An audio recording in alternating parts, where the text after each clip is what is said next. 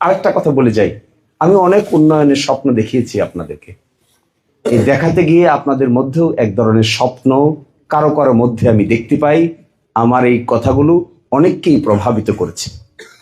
কিন্তু আমি নিজে মাঝে মাঝে বসে চিন্তা করি যে এত যে স্বপ্ন দেখালাম, এগুলো যদি শেষ পর্যন্ত বাস্তবায়ন করতে না পারি, তাহলে মানুষ আমাকে কিভাবে বিবেচনা করবে? এইটাও একটা বড় চিন্তার বিষয়। দেখেন, এই ভাটি অঞ্চলকে পরিবর্তন করতে গেলে শত শত কোটি টাকার দরকার।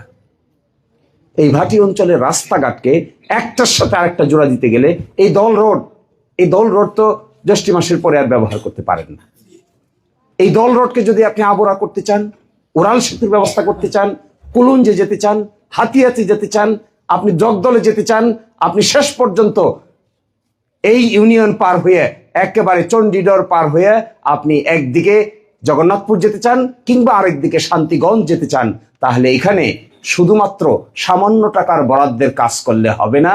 এখানে শত শত কোটি টাকা খরচ করে নতুন আইডিয়া নিয়ে এসে, ইঞ্জিনিয়ার নিয়ে এসে, শিক্ষিত লোক নিয়ে এসে, প্ল্যান করে, পরিবর্তন করে যদি একটি নতুন স্কেচ ম্যাপ তৈরি করা যায়, তবেই আমরা যে স্বপ্ন দেখি এই স্বপ্ন বাস্তবায়ন করা সম্ভব হবে।